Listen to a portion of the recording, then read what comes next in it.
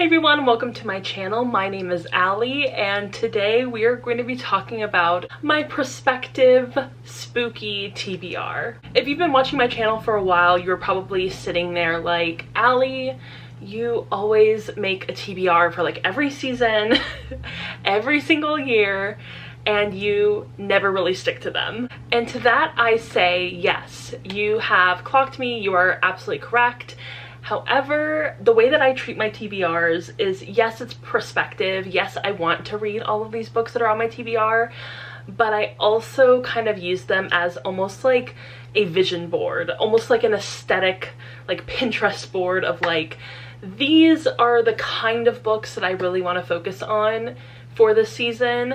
They might not be the specific books at the end of the day, but they are books that are going to be very similar. So it's all about like tone, it's all about aesthetic, it's all about the vibe, the genre.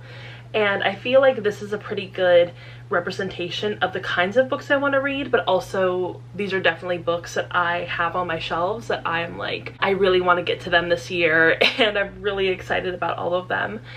I kind of have a variation of genres in this list. Some of them are historical, some of them are more like dark academia, some of them are thrillers, some of them are leaning more towards horror, some of them are like not even like technically spooky at all, they're just fall books. And I kind of wanted to have a range in there for everybody and also for myself, because I am such an intense mood reader that I need a variation of different genres in order to feel fulfilled as a reader. So with that disclaimer out of the way, I'm so excited to talk about these books, and the first one I'm going to start off with is Hamnet by Maggie O'Farrell, and this is a book that I have heard so many amazing things about ever since it came out. Like, I feel like I've been hearing about this book for years, but as some of you know, especially if you've been watching my videos for a while, I love Shakespeare. I love Shakespeare plays, poetry. I have taken many a Shakespeare class. I am very into Shakespeare, and this book is not necessarily about Shakespeare, but it's about his family and his son and his wife, sort of the more like tangential happenings that are going on around Shakespeare, not necessarily about him. And I think that that's really interesting. I have so many friends who absolutely love this book, and I trust their opinions so much, and I feel like once I read this, it's going to absolutely change my life. That's part of why I haven't read it yet, because I know I'm going to love it way too much. The next book on this TBR is actually another book that one of my very good friends, Olivia, she loves this one as well, but she also likes this one, and I kind of got this recommendation from her, and that is A Certain Hunger by Chelsea G. Summers. And I have been waiting to read this book. Like, I specifically bought it so I could save it for this spooky season, or this like fall season. And I'm really excited to read this because I watched the movie The Menu a while back when it first came out, and I was really excited about that movie. And once I realized that it's not necessarily about cannibalism, I was a little like, oh, what am I watching this for then? I guess I just assumed that that movie was about cannibalism. It's not. So when I saw that Olivia was reading this book and absolutely loving it, I was like, okay, I think I'm gonna have to pick this book up. And basically it's about this food writer, a food critic, and she happens to be a cannibal. I think that this says it best. It says, a satire of early foodieism, a critique of how gender is defined, and a showcase of virtuoso storytelling. Chelsea G. Summers' A Certain Hunger introduces us to the food world's most charming psychopath and an exciting new voice in fiction.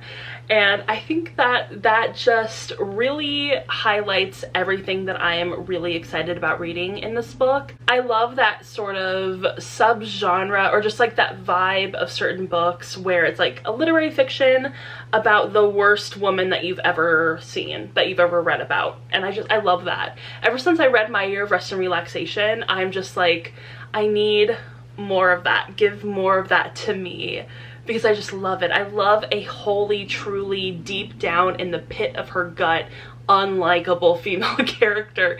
They're just so exciting to me, and this one I think I'm going to absolutely love. Speaking of deeply weird and probably unlikable female characters, I have another book that I'm really excited to read. It is more of a thriller, and that is Other People's Clothes by Kala Henkel.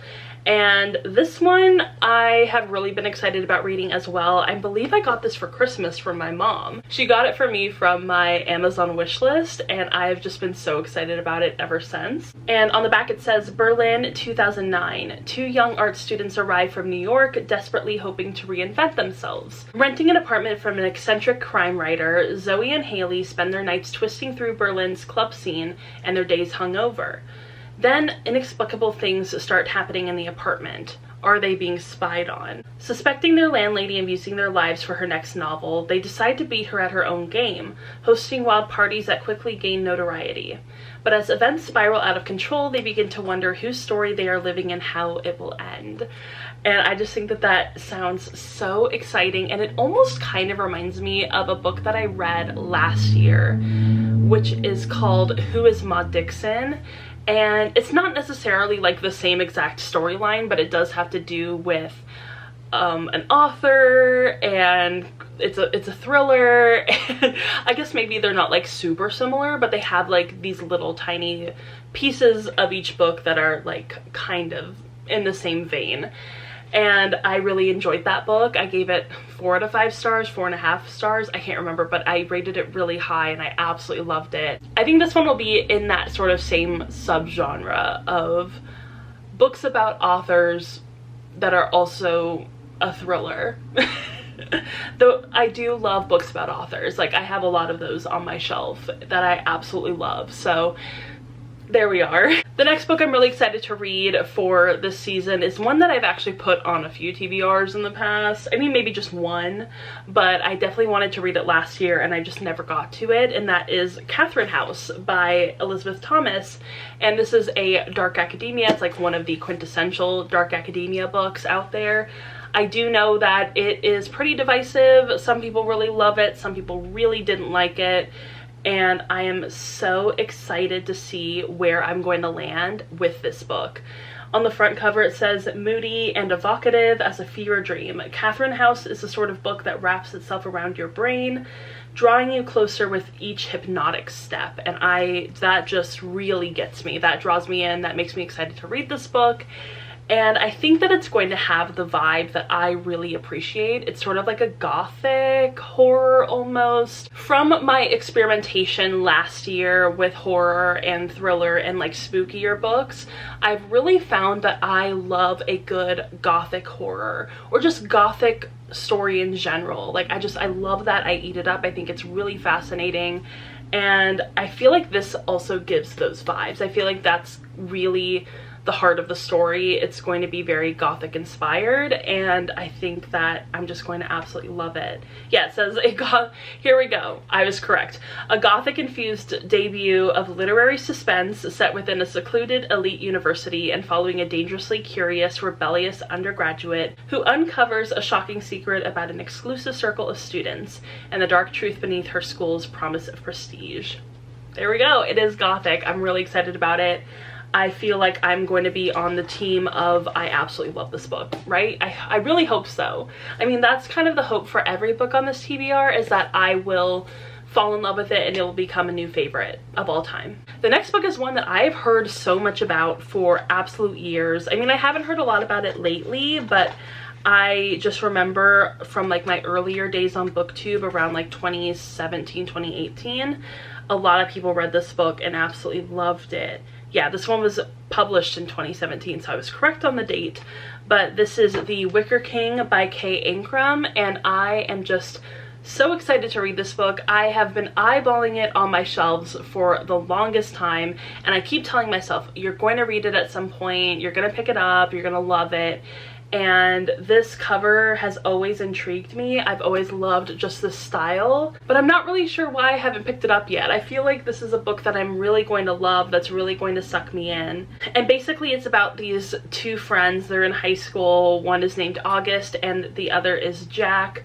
August is more of a misfit. Jack is more of like the stereotypical jock golden boy. And they've been friends for the longest time, but one day when Jack begins to see increasingly vivid hallucinations, August decides to help Jack the only way he knows how, by believing him, and believing in the fantasy kingdom that creeps into the edges of the real world. And I think that that just sounds so intriguing and like perfect for the upcoming time of year. I was about to say this time of year, and I'm like, it's not quite yet fall. It's still pretty deep into summer, but it's going to be perfect for like the spooky fall season, and I cannot wait to read this book. I think it's gonna be so interesting. And also, if you've ever seen the inside of this book, it's really cool. I didn't realize how like different it was. Like, I knew that the pages went from light to dark, but I didn't realize how intricate this book was going to be, so I'm really excited. Another YA book that I have been meaning to read for the longest time, and that is Surrender Your Sons by Adam Sass.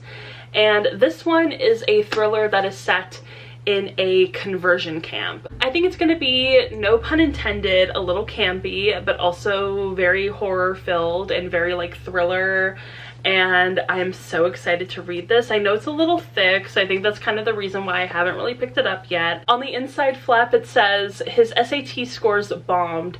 The old man he delivers meals to died, and when he came out to his religious zealot mother, she had him kidnapped and shipped off to a secluded island. His final destination, Nightlight Ministries, a conversion therapy camp that will be his new home until he changes.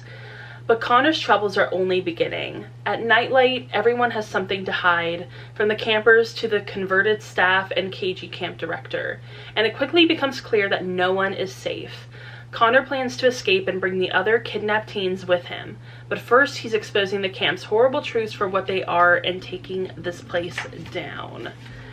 I am really, really excited about this. I remember reading the first couple of pages when I was in Barnes & Noble picking this book out, and absolutely loving the writing style so much. It immediately hooked me, and I think that this is going to be a perfect read for this spooky season, and I really want to read more queer horror. I read that one sapphic horror book called Things Have Gotten Worse Since We Last Talked. Or we last spoke. God, what? I always get tripped up on that title and I can never remember it, but it's by Eric LaRocca, and it was fantastic, and it was so creepy and weird and disturbing, but in such an interesting way. I'm not much of a horror reader, if I'm being honest, but reading queer horror was just so interesting and so much fun, and I think it gave me a different kind of appreciation for that genre, and I want to read more of it. So I'm hoping that something like this will kind of satiate that craving. The next book is one that I actually did start when I first bought it back in 2021, but I have not picked it up since, and I feel bad about it, and I was really enjoying it, but then I just kind of moved on to a different book, and that is The Southern Book Club's Guide to Slaying Vampires by Grady Hendrix. I bought this back in 2021, and I got approximately 29 pages into it because I did dog ear this page. So 29 pages in, and I put it down. I don't know why. I really don't. I can't tell you. My mind works in very mysterious ways, but yeah, I really, really want to get back to this book. I think I am going to absolutely love it when I finally do properly finish this book. This one is super, super popular, so I don't even know what to say about it that hasn't already been said. But on the inside flap, there is a pretty short synopsis, and it says, Patricia Campbell's life has never felt smaller. Her husband is a workaholic, her teenage kids have their own lives, her senile mother-in-law needs constant care, and she's always a step behind on her endless to-do list. The only thing keeping her sane is her book club, a close-knit group of Charleston women united by their love of true crime. Then James Harris walks into her life during the summer of 1993. He makes her feel things she hasn't felt in years, but when children on the other side of town go missing, Patricia wonders if he's connected. Is he a Brad Pitt, a Bundy, or something much worse? So I'm really excited about this book. From what I have read, from the few pages that I have read, I really, really enjoyed this writing style, and I found it really interesting, really almost like funny in a way. and I think that I'm going to really enjoy this book once I finally get to it, and once I take this sticker off. This needs to be taken off with acetone. I will do it promptly, probably after this video. The next book is probably the oldest book that I have in this TBR that I've owned. Like, I've owned this one for a really, really long time. Probably, I want to say a good like 5-6 years, maybe even 7 years. I can't remember when this book came out, but I do remember that I got it from a book sale, and I got it for $7, which is wild to me that I paid $7 whole for this book, but it's okay. It was a hardcover, and it was for a good cause. And that is Sometimes I Lie by Alice Feeney. I have not looked up any reviews for this book, so I have no idea what people think about this book. People might hate it. I guess I'll find out once I read it, but it is really short and it is a thriller. So I'm excited to jump into it. The second to last book is I believe like a dark academia-ish sort of book. It could be a thriller, it could be literary fiction. I honestly have no idea what the genre of this book is. And that is All Girls by Emily Layden. And I've had this book ever since I got it. I think it was like during Christmas, during like the 50% off hardcover sale at Barnes & Noble. And I picked it up and I am really, really intrigued. It says a keenly perceptive coming-of-age novel that captures one defining year at a prestigious New England prep school. It seems like it deals a lot with sexual misconduct at the school, and I think that that's going to be a really interesting thing to explore within this setting. So I'm guessing it's leaning a little bit more towards literary fiction than it is towards like thriller or anything else. So I am really excited to read this book, and I think that it's going to be a great read for the fall time. I love to read books that have like a school setting or like tangentially related to a school during this time of year. So I think that this is going to be a really great read, and I honestly haven't heard very many people talk about this book, so I'm intrigued to see what I'm going to think about it. And the very last book that I am so excited to have on this TBR, because I am actually currently reading a book by this author and loving it, and that is More Than Words by Jill Santopolo. And I am actually currently reading The Light We Lost, and I'm loving it. I think it's absolutely fantastic. I love the writing style, I love the plot, I love the characters, and I think I'm going to love this one maybe even more than The Light We Lost. And this one is obviously not a thriller, not horror, not anything like that. It is just, I put it on here because it's a very fall book to me, or at least like I get the feeling that it is. It could be the leaves that are falling across the page, across the front cover. And on the inside it says, Nina Gregory has always been a good daughter. Raised by her father, owner of New York City's glamorous Gregory Hotels, Nina was taught that family, reputation, and legacy are what matter the most. And Tim, her devoted boyfriend and best friend since childhood, feels the same. But when Nina's father dies, he leaves behind a secret that shocks Nina to her core.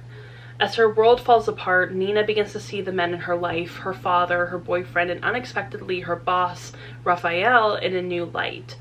Soon, Nina finds herself caught between the world she loves and a passion that could upend everything. From the New York Times bestselling author of The Light We Lost comes a heartbreaking romantic novel about grief, love, loss, and self-discovery. I think that this is going to be a fantastic book to read during the fall, and it sounds like one that I could absolutely fall in love with, so I'm really, really excited. Alright, so those are all of the books that are on my TBR. If you want to know what I'm actually currently reading to get myself hyped up for the spooky season, I am currently reading Frankenstein by Mary Shelley. Beautiful cover. If you want to know where I got this one, I got it from Barnes & Noble. It is like their soft cover editions of classic books, and I am loving it. I'm currently 47 pages in, and I think it's fantastic. So I'm really excited to read this, and it's definitely getting me into that spooky season mode. So yeah, I hope you all enjoyed this TBR. I had a really fun time putting it together, and I had an even better time talking about them with you all today. And if you've read any of these books, let me know what you thought. Let me know if you enjoyed them, if you didn't enjoy them.